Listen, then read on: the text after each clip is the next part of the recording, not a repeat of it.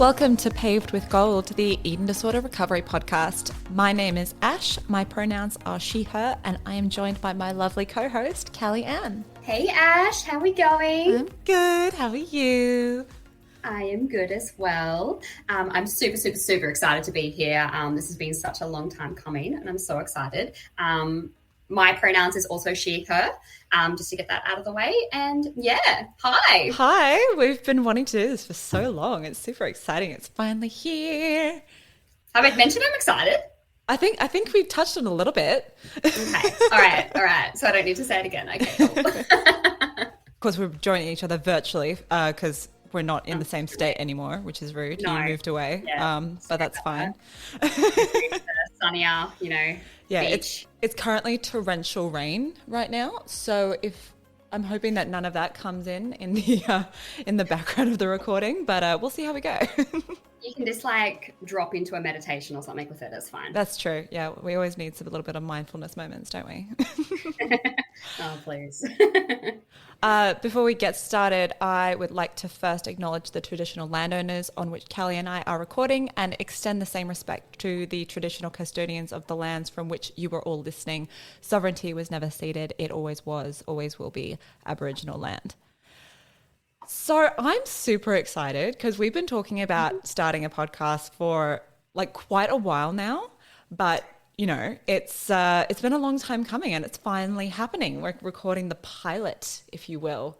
So if all goes well, then there'll be more of us talking shit, basically. I hope so. Yeah, I hope this just takes off so I can just talk shit with you on the regular. I'm super excited as well. No, it has been a little while. I think it was whilst I was still pregnant. I think you first asked me and you were like, oh, feel free to say no. And I'm like, dude, please. Being loud and opinionated is pretty much one of our core hobbies. So I'm all about it. Exactly, right? Have people want to listen to me rave and, give me a platform to do that. I'm there. Exactly. Well, I figured let's start off by, I guess, talking about why we wanted to start the podcast and why also we feel that we have the license to start a podcast like this, because I guess for me, I first found help by talking to someone who was very open and honest about their story and their struggles with eating disorders and talking about it online. And that for me was the catalyst for seeing a GP and opening up to my family about what I was going through. And it kind of kickstarted the whole process. So for me, being fully recovered, I guess I wanted to give back in any way, and hoping that me sharing what I've been through can offer the same sort of solace and comfort to anyone else. And I guess in one, if I can reach one person and help them, then that will be all worth it, I guess. Totally. And I think exactly that, that end bit of what you said, it's, there's so much power in lived experience. There's so much power in shared experience as well. I'm a really big advocate for lived experience, being sort of at the forefront of, most of eating disorder advocacy, because I don't think we can learn, how to properly treat people unless we have those voices out there. And so I think a podcast, using lived experience voices in, a thoughtful way is just, it's invaluable. Yeah, it's our most powerful asset, I think. Yeah, so I guess we're both, we've both lived with and recovered from our respective eating disorders, and we met each other on that journey together, which, it's pretty cool. It's, I guess you want to find those friendships and they are super helpful, but then once you kind of obviously no journey is the same length, same sort of, you can come out of one before someone or after someone, they may change, and it is important to keep those friendships when they need to. And I know that you and we kind of lost touch for a bit when absolutely, because it just wasn't helpful for either of us in certain things to sort of have the relationship that we did. I think that's key. And I think, since we've kind of rekindled, for lack of a better word, for our friendship, I think what's been really exciting for me about that whole thing is just that our friendship now is very real. It's a proper friendship. Whereas I think, when we were friends, when we were both unwell, you're right. As you said, it can be quite unhealthy, and it can be quite, it was supportive as well. Yeah, I know 100%. That we were yeah, like great supports to each other. And I don't want to discourage people from making friends with other sufferers, because I think, again, the shared experience that fellow sufferers can have with each other can be one of the biggest supports that you'll ever have. And I know that when you're going through treatment, these people, having these people around you, feels like you're being held, and it feels like other people get it. And it, and it's true. Not many other people can really get what you're going through or what you're feeling, because, it's not a normal thing to be going through. Yeah, exactly. And it's also like super all consuming as well. When you're in it, there is nothing else, which is Exactly. yet from the outside, everyone, like, you seem like you're just going through life, but you're just pretty much just flowing through the motions. You're actually not really, you're just existing. I do find, which can be so isolating. Exactly. And so having these other people who are going through these motions with you can be just super valuable. But I think, and we found with each other when we kind of like, lost the way of our friendship a little bit, we didn't have that connection anymore. We didn't need to, lean on each other in that way anymore. And it was sort of reconnecting in a way that was a true friendship, and kind of, as completely different people almost. So Yeah, exactly. yeah, And I think now we have a friendship that is completely separate to that entirely recovery process, and we can actually, it's almost, we actually, that's it.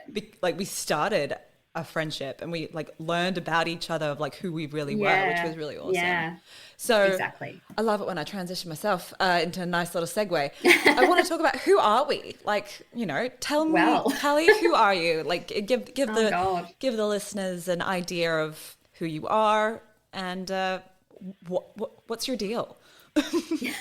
Oh God, how long you got? No. So my deal is, hi, I'm Callie. So who I am at the moment, because, I have many, many, many different versions of myself. So I guess who I am for this podcast and who I am at the moment is, a fierce advocate for mental health, a fierce advocate for all things, eating disorders. And, I'm very, very passionate about using my lived experience voice to ensure that, people are getting the support that they deserve. But not only that, that clinicians and professionals are also evolving as well. I think that is something that I'm very passionate about, is ensuring that these professionals that are treating these very real people are remembering that there are very real people behind these eating disorders. So that's something I'm very passionate about within this world. I'm also a mother. I'm a mother of a 4.5-month-old. A very new mother, which is very exciting. Yeah, which has just been a wild ride. Something that I'm sure we'll touch on eventually, but something that you never thought might actually happen. Absolutely. It's an absolute dream come true. So that's, for me at the moment, that's a really big chunk of my identity, which is pretty cool. It takes a lot of me. Yeah. And I'm also, I'm a partner, I'm a friend, I'm all of these really amazing things. A daughter, a sister. Yeah, a daughter, a sister. That's me. In a nutshell. All sounds pretty great to me. Yeah, wow. Well, I'm a greyhound mum. I'm a fiance to my amazing partner, who is also our executive producer. Yes. So big shout out to him. Yeah, definitely. He's looking at me very sheepishly over the monitor there. Legend. Total legend. I'm also a general advertising dork. I'm a creative. I basically make ads for a living. I live She's very good at it. Yeah. I'm pretty good at it. Yeah, you are good at it. This is just going to be us aggressively complimenting each other pretty much the entire time. This is like, no, you're great. No, you're great. Stop it. Stop it. Please tell me more. I live and work in Sydney. I'm a pro wrestling enthusiast. And I'm also an ambassador and champion with a lived experience for Inside Out Institute, which is the Institute for Eating Disorders here in Sydney, coming out of University of Sydney. And I've been doing that for the last few years. And of course, I'm an eating disorder. I don't want to say survivor, but I kind of do. It's a weird word. Look, and I don't know how you define it, right? But I think survivor's pretty like, you've survived it. And, yeah, exactly. And that's a very big feat. It is, and it's pretty badass. Oh my God. So why not? Use it. Own it. Exactly. I think survive is actually a very good word. There we go. Yeah. I think it's a great one to use. Thank you. Mm. So I think it's important, pretty much from jump, I guess, to define Mm-hmm. what an eating disorder is, both in Yeah. our own words as well as what, clinical definitions are. Yeah. Because I guess that's what this podcast is essentially going to be about. So anyone kind of moving forward, we kind of need to know when we use the term eating disorder, what do we mean? So Callie, Yeah. how would you define an eating disorder? So do you know what? I was thinking about that a lot today, and I kind of did the little dirty Google of like, okay, so what what does Dirty Google Google. tell us?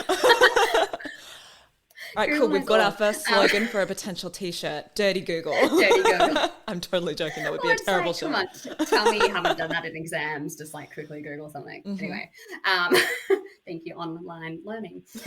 Anyway,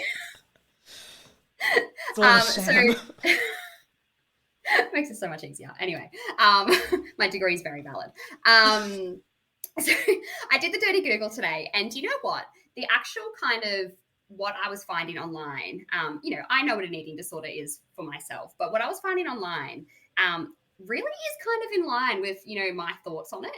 So It has changed, hasn't it? I remember when, like years ago, it was, a female who blah, blah, blah. It's like, oh, yeah, whoa. yeah, like We have some issues.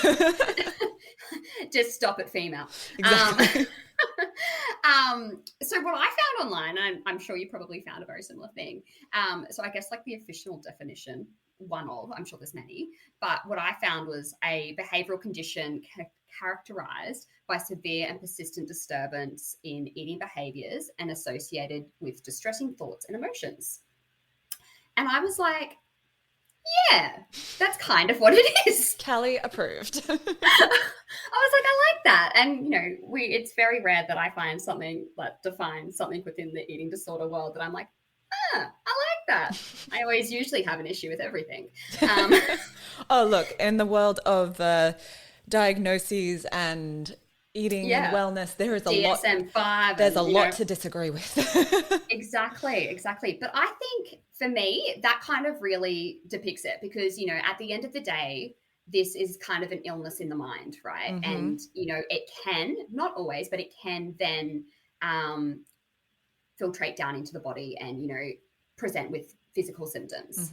Mm-hmm. And so I actually kind of really like that definition. A characterized by severe and persistent disturbance in eating behaviors and associated distressing thoughts and emotions. Yeah, that pretty much. To me, that's like, yeah. yeah. Yeah. I mean, the only thing I guess I'd add to that is like it is 100% a type of mental illness.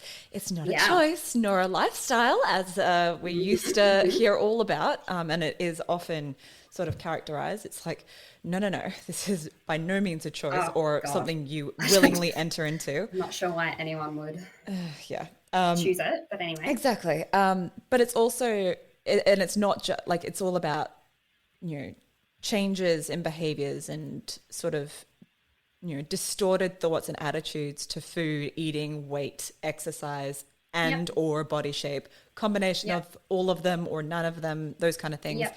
But also that they really interfere and detrimentally impact upon someone's life. So it's like pretty much all consuming. And it's, I guess the biggest thing for me was how much it impacts one's life and features on a day-to-day, because I think that, and we'll talk about it later, is, how do you define what recover is? And it's, it's how much that sort of interferes with your everyday life.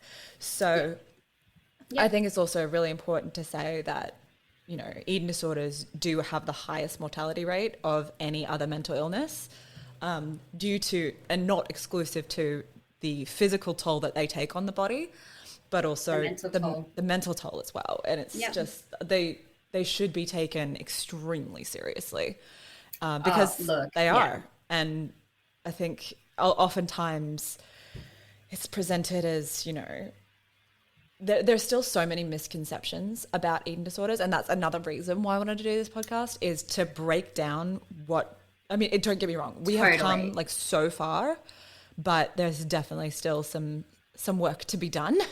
So if we can kind of contribute to that, that's super helpful. Totally. And I think it is really important to acknowledge how far, yes, we have come. But I think it's also very important to acknowledge, like, I think there can be two truths. So, yes, we've come very far, but we have a very long way to go. Unfortunately, it is just not where we need to be at. Unfortunately, we are still failing sufferers and patients, down to our treatment options, down to the financial burden of it, The accessibility. Yeah, the the funding. accessibility, the stigma that's still around it, the fat phobic nature of it. I think, yes, we've come very far, but God, we have such a long way to go. like most things in society, Totally. we have a way to go. But it can be quite overwhelming sometimes. Yeah. But like as God. conversations and society's views change as well.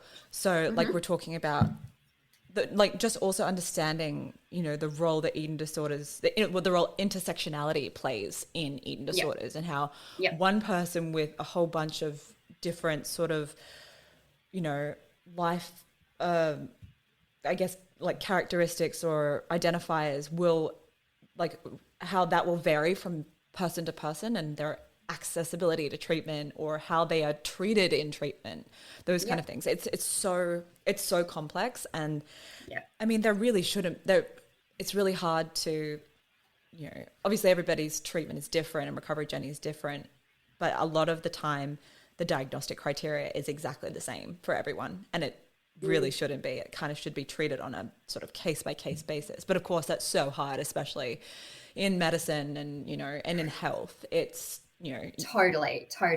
No, absolutely agree with that. I think that's sort of one area though that I'm just like, I personally am very passionate about. I think so that's something you could add in. I'm a neurodivergent person as well.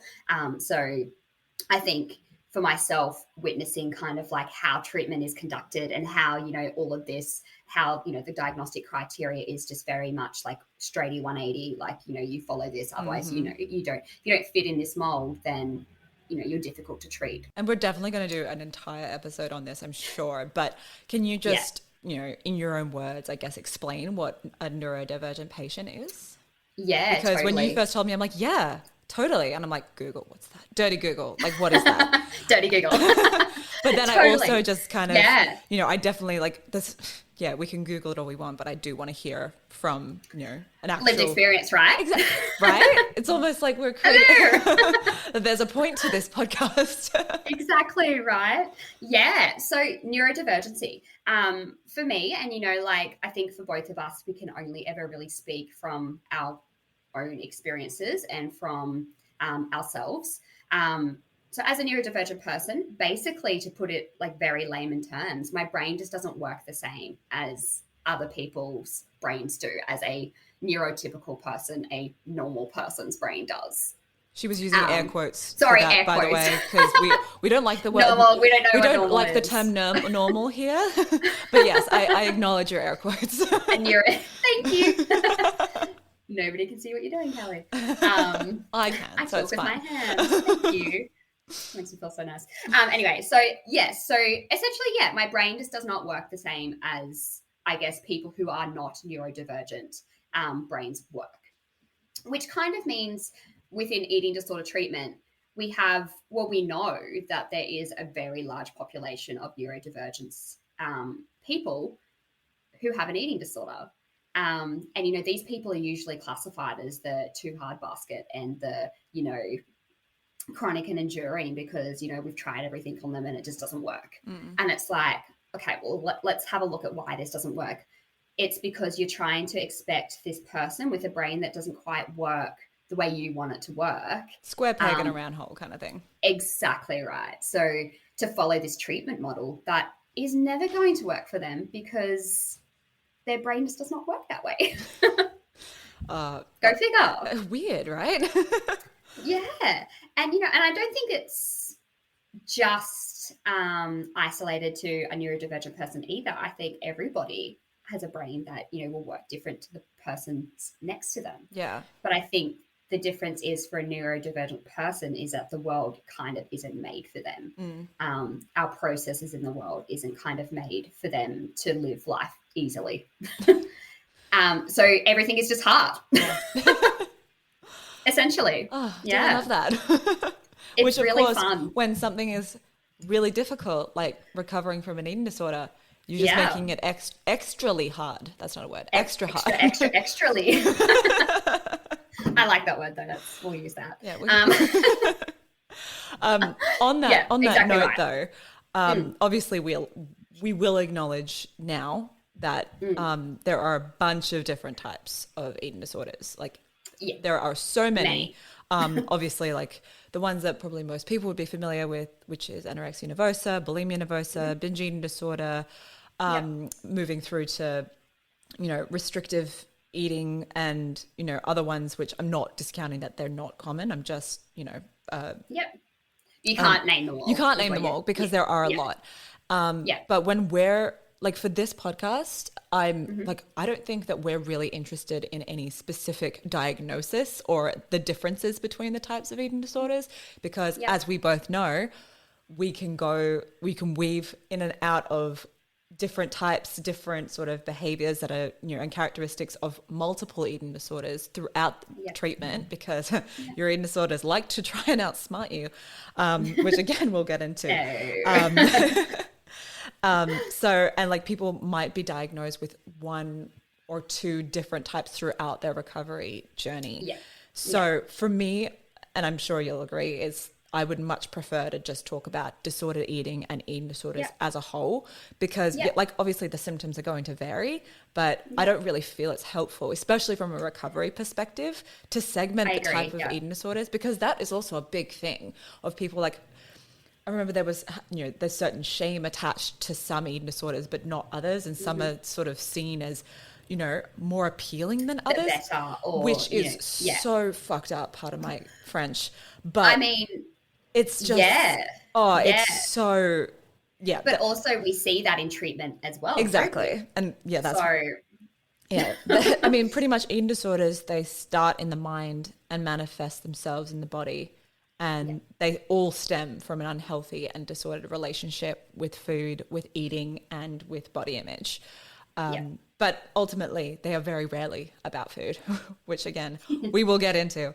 exactly. But Yeah. regardless of the type of eating disorder that one person may have, they're all dangerous, they're all Mhm. life threatening, and they're all serious. And we should say pretty much, we'll probably say it in every episode, but the earlier you intervene for your Mhm. eating disorder is the better because it really is the key to a shorter recovery journey. It's not always, but Totally. it's Yeah. early intervention is one of the best Statistically, things. we know it is. Exactly. It's one of the best things that you can do. And I wish personally that if I had gotten Mm. help so much earlier, that Yeah. I probably would have halved my recovery time. Oh, I completely agree with you. I was first diagnosed in a little country town with no resources, no treatment options. Um, and, I had a very long battle with it, as you know. And Mm-hmm. I completely agree with you.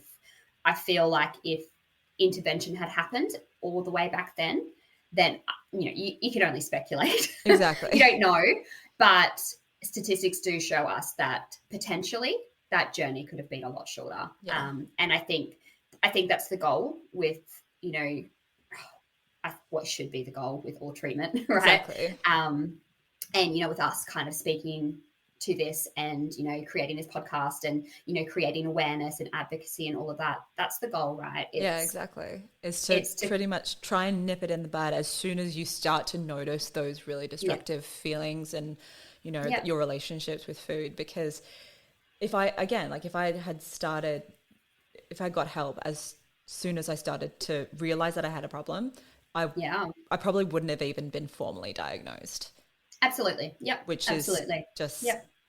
wild. Because we know the longer you leave it, The more entrenched the it more it's going to gets. take. It has Exactly. time on its side. It's going to it's going to take its time. It's happy to Exactly. and I think an extension to that, early intervention is absolutely the goal. I think to go even further, and I know this is always in the back of my brain, and especially with this podcast as well. I think prevention as Oh, well is a massive thing. 100%.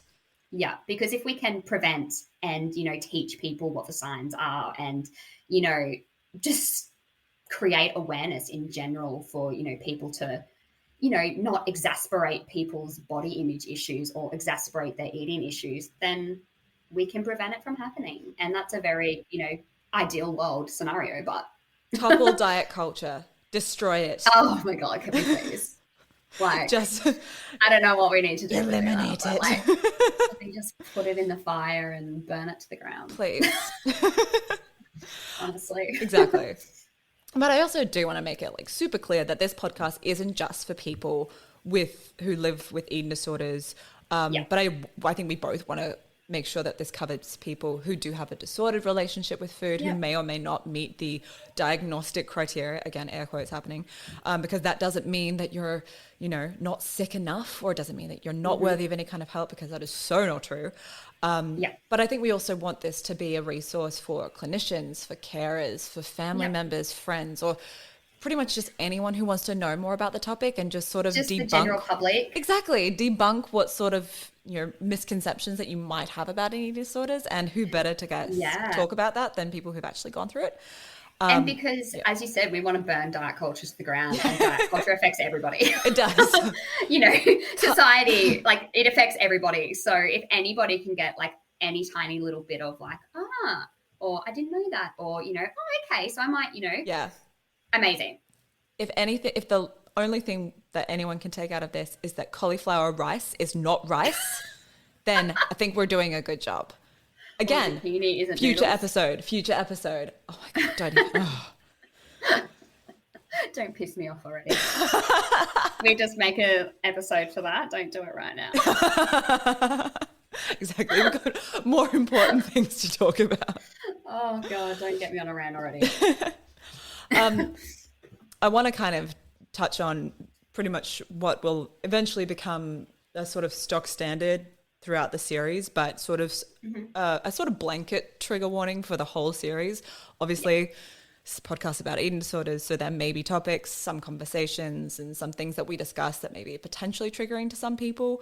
Yeah. But of course, having been through the experience ourselves, we kind of know what is triggering for us personally, so we can kind of tread lightly around those sort of topics, and we'll be super mindful of those kind of things. But of course, if you're in a vulnerable place in your journey at the moment, or otherwise susceptible to triggering conversation, then you just skip it. We'll be here for when you're ready. Just make sure you take care. Obviously, at the start of each episode, we'll sort of list out any particular content warnings, and we'll probably put another trigger warning before we go into anything particularly gnarly. But general rule, we have zero interest in talking about weights, calories, or numbers, nothing super descriptive in terms of behaviors, and and any mention of these things will be glossed over delicately or pre-warned. So we're aware that this is obviously a very sensitive topic, and the last thing we want to do is to put anyone in any sort of harm's way, because that's just a bad time all around. And I think, Ash, earlier you said what gives us the license to start this podcast. I think that comes into it as well. I think we are both not only super aware, but I think we're both very educated on the topic. So I think that adds to our license to talk, and have this podcast, because I know I have, through Eating Disorders Queensland, and I know that you probably have through Inside Out Institute. We've both done training on, how to talk safely about this topic. Exactly. And I think that's very important to note, that we will do our best to be safe for you guys online, talking about this very delicate topic. Exactly. Another thing that I think, which is particularly becoming more relevant in the field of eating disorders now, is I want to personally acknowledge my privilege in my recovery journey. For me, I'm a white, able-bodied cis woman, and I'm very lucky that my recovery body is, by society standards, slim, where I know that a lot of people don't have that experience when they come out of recovery, that their recovered body is very different to their eating disorder body and the body that they had before they were unwell. So I definitely want to acknowledge that I am coming from a place where I don't have to I'm not feeling the effects of any sort of external fat phobia or things like that, which I think is so common, and it's so hard. The whole, well, you don't look sick. It's like, well, you don't look stupid. So here we go. We want to acknowledge that eating disorders affect people of all shapes and sizes, and that there is all also demographics, exactly, they all, do not discriminate. yeah, And that, you know, there's a massive breadth of the type of eating disorders and the type of people who have eating disorders. And like we were talking about before, the intersectionality of a lot of that is so important. yeah, And especially like how people are treated, what treatment they can access, and how that affects their recovery journey and their prognosis. So for me, I was very lucky to have access to treatment and have access to it early. So I'm fully mindful that my experience is not the same as a lot of people. So I want people to know I am aware of it. And I just, you know, I think another thing that is super important is we want to invite on as many guests as possible to help provide an accurate representation of what eating disorders look like, from the varying forms that they take to the different journeys, the struggles along the way, and how sort of accessibility and all that kind of thing play a massive role. As well as, you know, the biggest thing is that a large number of people who have eating disorders are quote unquote fat. And I use that word because I know that that's the word that people who are fat prefer to use. I don't use that in an offensive word. For me, that is not an offensive term. And I hate the words overweight and obese, and it's so clinical. It's just like, throw them in the bin. Exactly. In Burn the them trash. to the ground, the rest of diet culture. Exactly. Next to the cauliflower rice. I find it really uncomfortable trying to talk about that kind of stuff because I don't know. I can only talk from my experience, and I realize that on surface value, I'm almost the stereotypical person of who you would expect to get an eating disorder or what it might look like. And I don't want that to be the case because, and I'm still learning and unlearning so much around this whole topic. And I know that you are too. Like we've talked at length about this. Yeah. And I agree. Yeah. It's just I agree. I also will acknowledge my absolute immense privilege as well. Similar to you, Ash, you know, thin privilege, white privilege, you know, as a cis female, you know, I have so much privilege in this world. I was able to access treatment, you know. And also believed in treatment, which I think is like a massive thing, you know. And I think was able to receive a diagnosis. You know, we know that so many people can't even receive that because, you know, they can't access. Yeah. And we were able to articulate kind of what was going on, like fairly eloquently, of like, hey, I'm identifying what's going on with me, and this is not okay. I don't feel normal, and being able to, you know, explain that. And I've been told like my insight is probably was one of the biggest strengths I had with my eating disorder. So I was able to sort of tap into that. Whereas I know a lot of people may not have the same, you know, luxury, I suppose. So, And I think touching on what you were saying before, something that we are definitely going to try and be as mindful as possible on this podcast is, you know, you said we're going to have a wide range of guests on. So we do endeavor to not speak on things that we are not credited to speak about, that we, you know, as far as I see it, that we shouldn't be speaking about. Exactly. Like we're only going to talk on behalf of ourselves, not on any other people.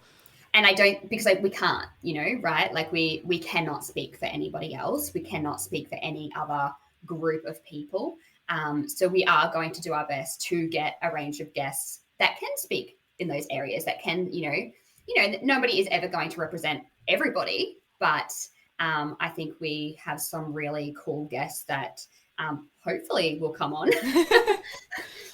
to use their expertise and to speak on it themselves, because they are far more qualified to speak on many things than we are. Exactly.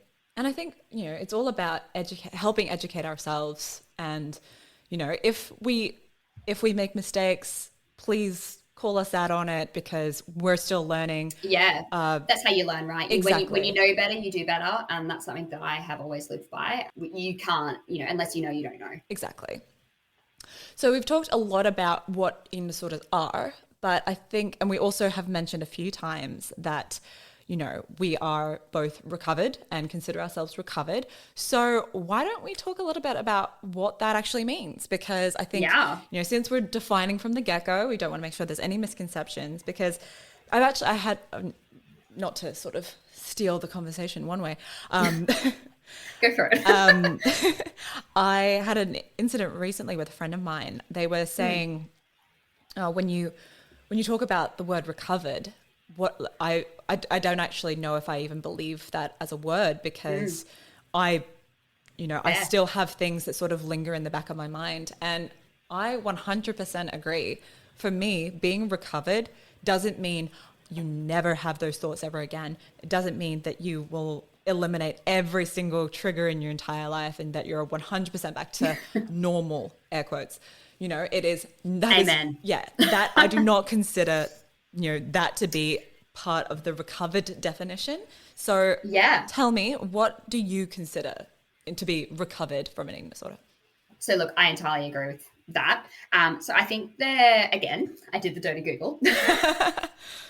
I kind of know that there are a lot of different definitions out there. I kind of know of different, I guess, professionals in this world will have their own very unique definitions of this word, because I don't think there is really just one definition. And I think that in and of itself is the key. There is not just one definition. I think being fully recovered is going to mean something different for every single person. So for me, being fully recovered, I completely agree with you. I don't think it is the complete absence of all absence of all thoughts. Absence of all. I'm just like, hang on a second. Is that right? Of all thoughts. For me, and that could be different for somebody else. Somebody else might be like, oh, well, I completely disagree. I think that it is the complete, but for me, it's not. And I think that comes from the world that we live in. I think we live in a world that is very focused on body image and diet culture, as we've already touched on. Then, it is kind of hard to completely absolve yourself of all of those thoughts, because it's all around us. So what it means for me, though, is that, okay, so I might have one of those thoughts, but I can recognize it for what it is, and I can be like, oh, that was random, interesting. But I don't need to act on those thoughts. I don't need to use these thoughts or these behaviors or feelings or anything to live my life. I think being fully recovered opens up my world completely, and I know many other people that I've spoken to, it opens up their world entirely. It's really lame to say, but complete freedom to, being able to do anything that you want to be able to do. And I think, to me, that's being fully recovered. For me also, I have a lot of trauma, so that I've had to try and heal from, that I'm still healing from, that, my eating disorder thoughts and behaviors would help me deal with in the past. So for me, that's a really big thing that comes into being fully recovered, is not needing those behaviors or those thoughts or those feelings to make myself feel better anymore, or to help me heal that trauma. It doesn't ever really help heal trauma, but it makes you think that it's going to help in some way. It's a coping mechanism. Exactly right. Yeah. So I think that's a really big point that I would like to make as well. And yeah, that's for me. Awesome. What about you? For me, I think very similar things. I think the biggest thing that you said was just freedom of being able to distance yourself from any sort of negative thought that may come and go in your head. I think the best sort of metaphor that kind of was explained to me when I was talking about eating disorders and recovery and the process of recovery is, so you're walking through the bush, you're walking through the woods, and you're carving out one path. You're carving like this. It's really hard to sort of get through, and there's no paths anywhere, and you have to really try hard to to make your way through. And then the more times you walk down that path, the easier it will get, and the more that pathway starts to form. And I guess you can use that both for unhealthy behaviors and unhelpful thoughts, as well as helpful behaviors and healthy thoughts. So just by constantly, repeating the same things over and over again, and like trying to really reaffirm the healthy behaviors means that the old pathways that may have formed during your eating disorder, they become the road less trodden, and they don't become the first route that you go down. And it does take a long time. I think the average recovery time for someone with an eating disorder is 7 years, and that's the average. Yeah. It can be shorter, it can be longer. And so for me, it's having those, being recovered for me is not having my brain immediately go to the negative, immediately go to, you know, something that's really destructive or a negative thought. I was talking to Adam, my fiance, earlier this week of what sort of a sort of milestone that I realized. I think it was earlier this year after I'd been recovered for about 5.5 years now. And oh, you still have those moments though, right? exactly. Yeah. And it just goes to show like how long it does take. I remember I was cooking dinner. It was one of those Marley Spoon things. And I was, yeah, not sponsored. But please sponsor us. I was cooking this sort of, I was cooking a creamy pasta. And of course, pasta for many people is a big fear food, but also cream-based cooking, I would never, ever eat or cook back when I, like, even before I was sick, it would just became, you just don't do it. In my head, diet culture, it's in the bin.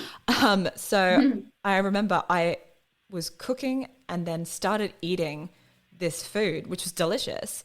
And it didn't even cross my mind that this was something I shouldn't have eaten until halfway through. I'm like, oh my God, I just chose to cook and ate a creamy based pasta.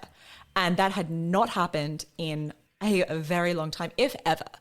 And for me, that was like, that's recovery right there. It's freedom, just, right? Exactly. Of just, and it seems so small to, you know, I guess from the outside maybe, but like to me, it was the biggest victory. Like, it was just God. It was just a celebration knowing that it wasn't even something that I thought about straight away.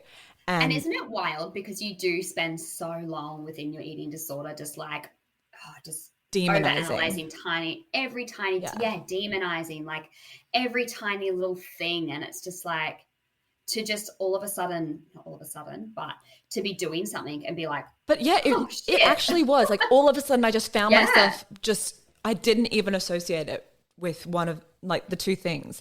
And it was amazing. It was the best feeling. Freedom. And to be able to do that, like, you know, you cooked and ate a creamy pasta with your fiance in, you know, like, it's just, to me, that's just like, wow. You know, massive like, win. This is kind of what it's all about. Exactly. And I didn't go to the gym the next day. So there you go. Yeah, exactly. Right. Like you just did it. Exactly. And I think it just was. Exactly. It was just a meal and it was fine. Yeah. And it was really nice actually. Yeah, no, I really like it. Another thing, I guess, like similar to what I just said, was, you know, being able to have a healthier relationship with exercise. And again, we will talk, like probably do a big episode on this about the relationship between eating disorders and exercise. But for me, it's being able to go to the gym and not change my eating habits, or to not go to the gym and not change my eating habits, which to me, the latter is probably the most important part, was that I completely separate the relationship between the two. That exercise is something that I do for fun.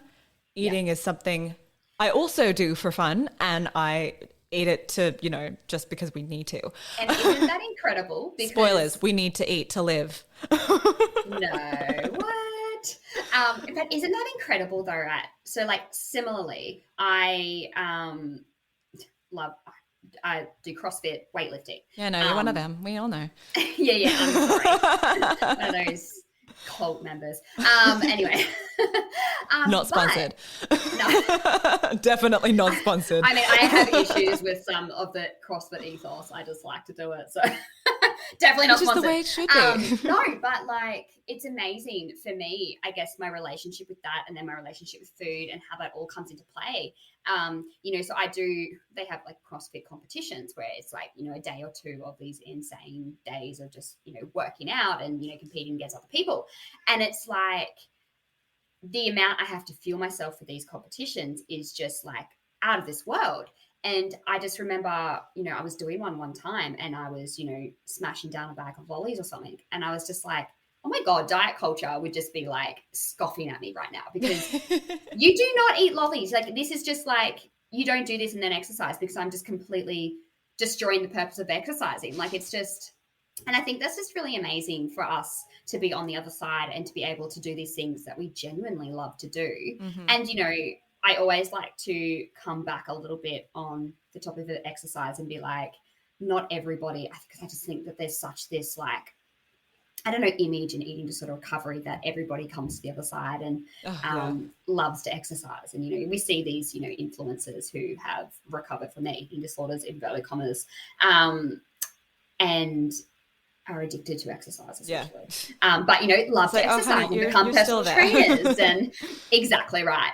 And I think that there's this real, like, idea in a lot of people's minds that they will get to the other side and that will be them as well. And I just would like to acknowledge, I guess, sorry, my neurodivergent brain is like, oh, you do. But I guess I would like to acknowledge that this is not going to be the case for everybody. Absolutely. That it is okay not to like exercise. It is okay not to, recover and want to go to the gym, or, I just think that's very important to state. Because, we are just two people who just happen to like it. If you do not like exercise, you do not have to go to the gym. If you like rolling on the floor for, fun, that's again, amazing. You do you. It's all it's one of those, it's there. We're not going to tell you what to do on this podcast. That is going to be very obvious. It's very much just like, it really just depends on what you like and what's good for you. It's so nuanced with everything. But and I think that's just really incredible. Like you said, like, on the days that I don't do anything at all, in my pregnancy journey, I barely exercised a single day during my pregnancy, which was just such a no-no in the world of pregnant women. And I did not alter the way that I ate. I ate in the way that was right for my body. But so I completely agree with what you're saying. I think it's amazing. Yeah, being recovered's great. It's pretty much, if we can summarize, and it's totally worth it. So, oh man, like, actually, I had a thought on that, Ash. I was thinking about it earlier today, and I wanted to ask you, when do you think you realized you were recovered? Oh gosh, because there was that. Sorry to put you on the spot. Oh, that's fine. I was thinking about this as well. I think I can't actually pinpoint a date, to be honest. No. But honestly, I think it was when I sat down with my dietitian. I think it was probably one of the last times that I sat down with her, and she said, "I think we can classify you as in remission now." And I was pretty much just said, "Really? Ah, that's cool." It wasn't even sort of on my radar of, things that I felt that I needed to label. So I know that, when you're in your recovery journey, it can get really obsessive of just trying to get to the other side, which again is totally do what you need to do. I think I very much was that in the heart of it. Because how could you not? Recovery is a full-time job. So, but I think, like, when I started realizing the shift in balance of, okay, I started to have a relationship. I got a job in my chosen field. I started to get my friends back. I had better relationships with my family. And I think it wasn't a sort of single moment, but it was that moment when I realized that I was starting to get all the things that my eating disorder had promised me in recovery. Funny that. I know, right? Yeah. So I think that was probably the biggest moment for me of when I said, okay, I think it was probably less that I'm recovered, but more I'm so much closer to the other side that going back is just so stupid. Oh my God. Yeah. Yeah. And I think when I also no longer had to go to sort of my weekly psychiatrist appointments or my monthly dietitian appointments, those kind of things, being able to actually no, I'll take all of that back. I think me saying goodbye to my treatment team was probably. So I was going to say, because you could keep turning up to those appointments, right? Because I could, but I think my treatment team at the end, I loved them, and so it was just like I could have just kept going. And exactly, it's just like, look how great I'm doing. This is amazing. Like, let's just chat. But Yeah. I think that for me was probably the biggest one, was saying goodbye to that phase of my life and saying to the people who were pretty much Mm, monitoring my care, and me being mm. able to be like, no, I got this. You can care for yourself now. I can do this on my own now. And, Hmm. I also went through a process of sort of documenting my recovery on Mm. Instagram. Again, future episode, we'll talk about that, about how helpful or not helpful it can be. Yeah, yeah. But I think when I Mm. decided, hey, I'm actually not going to do this anymore, I'm going to close this account down because I don't feel the need to talk about I it don't think you need to anymore. hyper focus on it, Exactly. right? And it Like wasn't as it's part of, not your it life. wasn't my identity anymore. It Mm. was more, I'm choosing to be a partner. I'm choosing to be a professional. I'm choosing to be And also, you don't everything. have time for it, right? Exactly. Yeah.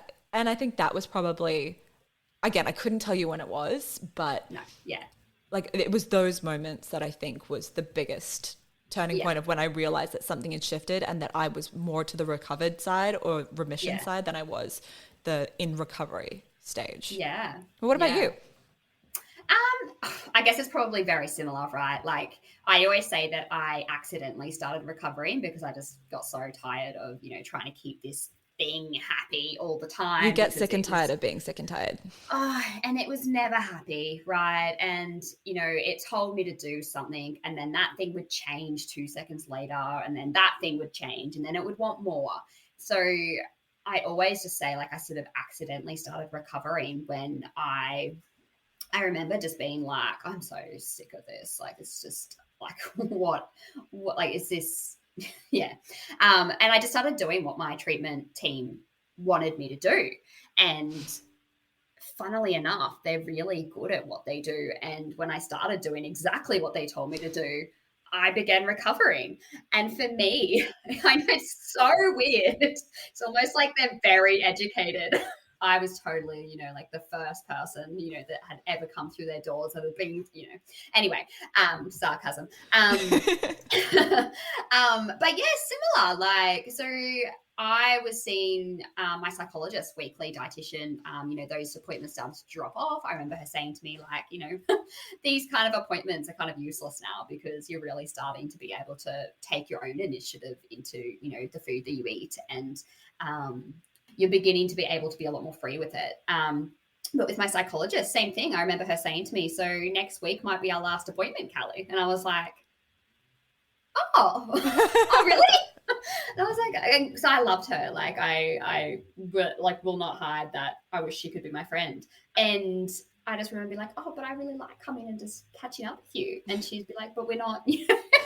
Like I think when it shifted from needing an eating disorder specific psychologist to needing somebody that could address my trauma, um, and being in a place that I could actually safely address the trauma I had been through, I was like, wow, okay, so I have come in a long way, and I'm really like cementing my way in this world. I'm cementing my place in this world, who I am as a person.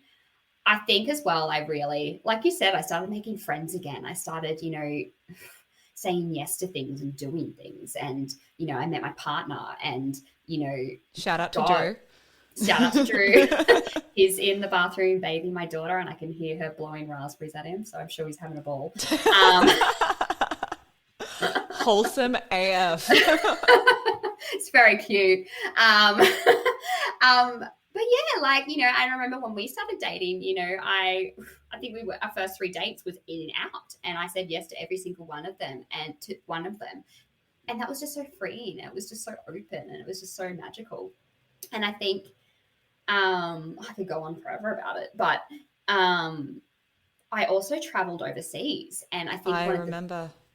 and my treatment team was so worried leading up to that. Like they were like, Oh, we all "You, were, Callie. oh yeah, yeah," and I like We I all wonder were. why. Like I wondered, like, don't let that girl on an aeroplane. Like what? Like this is ridiculous. But I did go overseas, and at the time, so I went for my brother's wedding, and I think probably one of the biggest things that I was like, holy shit, like I'm recovered, was my brother's wife. Um, so she had never met me as just Callie.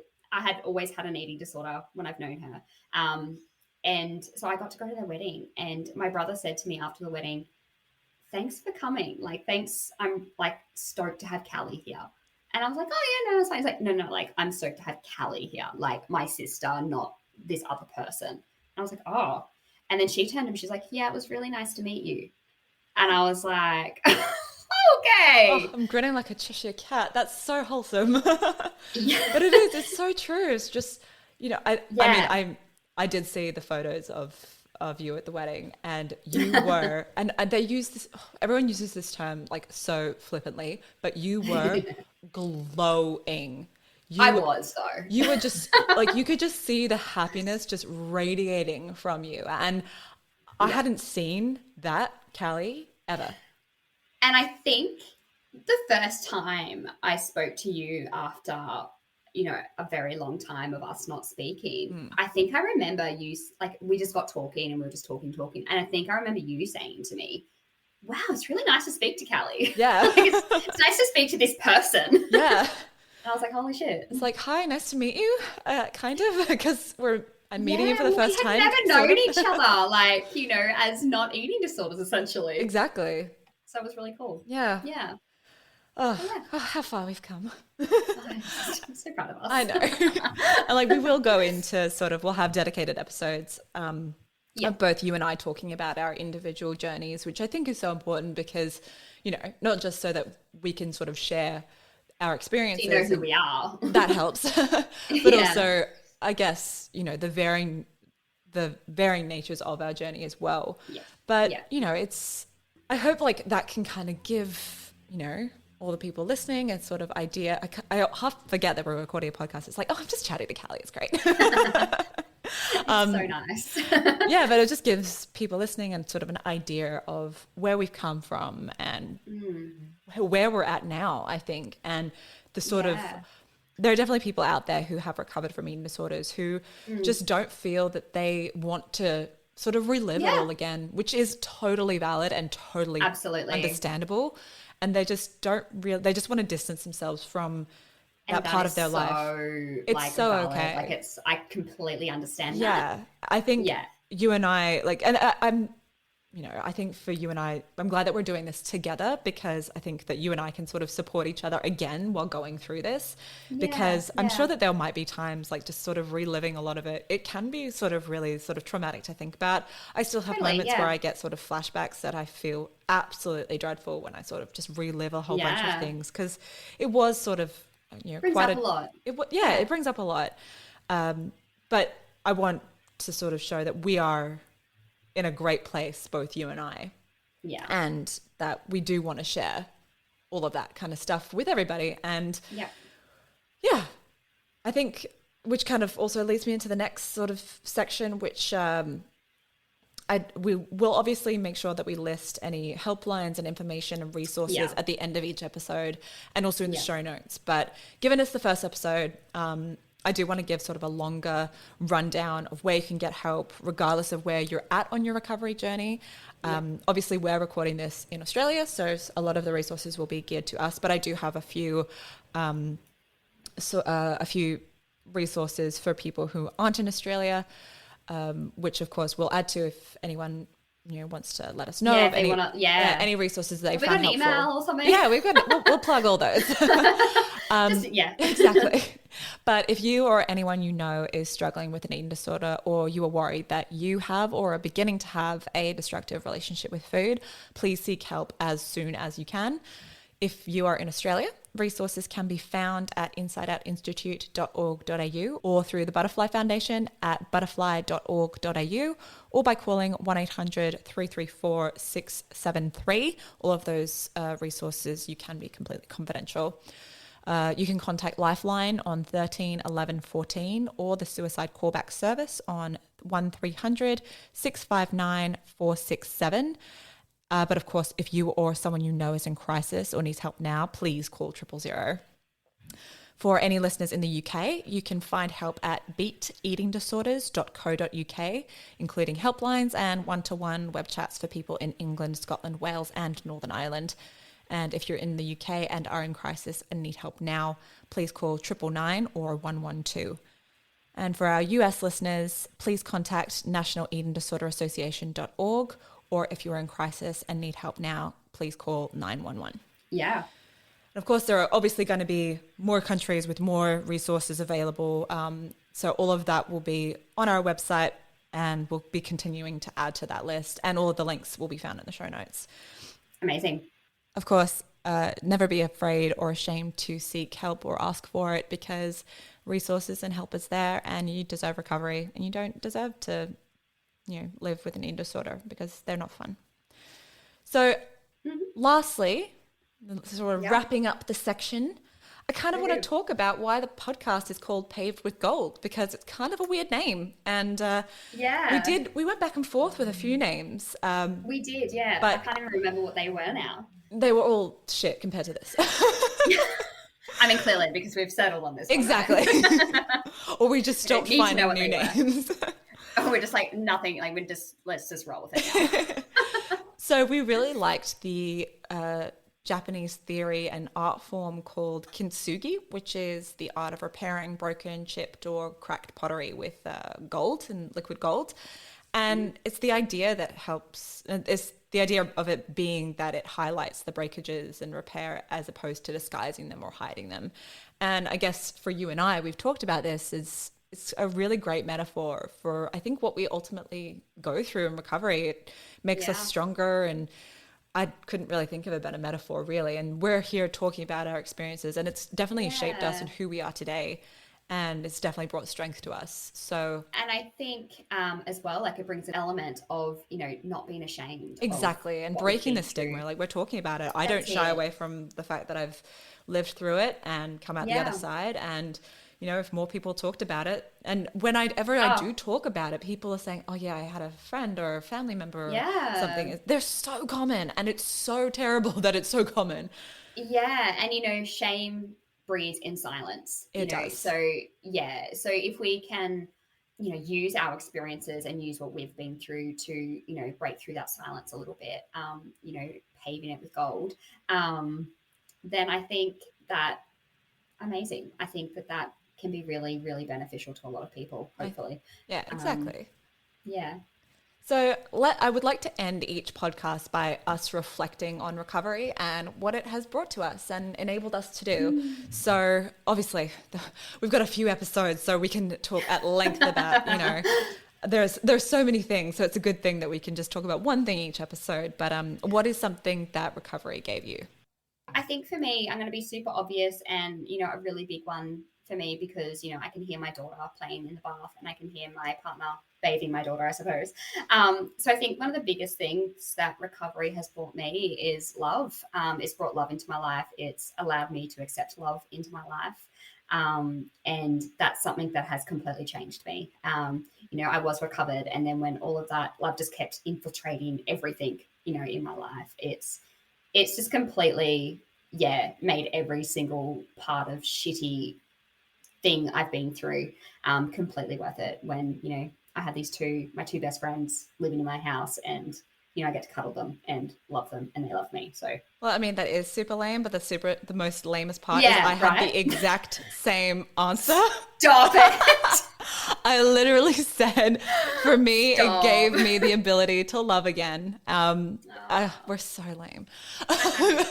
But it's so cheesy, but no, it's true. I love it. But yeah, it gave me the ability not just to, love myself again, but to, love my friends, my partner, my fur child, my family, and have a love for life again, and also to accept it and receive it, which was such a big thing. Huge. Yeah, I think that's probably we're so, it's pretty cool. It's pretty cool. Like, it's very cool. I love it. We're so love. I love it. Love it. I love. I love the cheese though. So please bring all the cheese. Oh my god, cheese is so great. That's another thing I love. This could be another. That could be that was definitely lumped in with the love thing. Cheese. Obviously, it's a given. Well, that's all for today's podcast. Thank you so much for joining us. You can find us wherever you get your podcasts, and don't forget to subscribe to make sure you don't miss a single episode. You can follow us on Instagram at pavedwithgoldpod. Send us a Gmail at pavedwithgoldpod@gmail.com. You can hit us up on Twitter at pavedwithgoldau, or visit our website, pavedwithgoldpodcast.com. All of those links will be in the show notes along with extra resources. But until next time, thanks for joining me, Callie, and talking shit with me. It's been great. Thank you. I'm super, super, super, super excited just to continue talking shit with you. Yeah, and it's really valuable shit. Yeah, I'm really excited for the conversations that we're going to have. I'm really excited about this project and the guests we're going to have on. Exactly. I think, I know we've said it to each other before, but I think this is going to be a really good thing that's going to be out there. Yeah. Oh, I'm so excited. Until next time, stay safe and I'll talk to you soon. Chat then. Bye. Bye. This podcast is general in nature and has not taken your personal circumstances or medical history into account. We are here to share our own experiences and the things that we have found helpful throughout our own personal recovery journeys. Please remember that each person's journey and circumstances are different, and not all of the information contained in this podcast may be relatable to you. It's important you consult your own GP or recovery team to seek out tailored advice before making any important decisions relating to your own health and recovery process. If you have found any of the content in this episode distressing, please contact your care team or a medical professional. If you or someone you know is in crisis and needs help now, please contact emergency services in your region immediately. See our website for further resources, the link for which is in the show notes.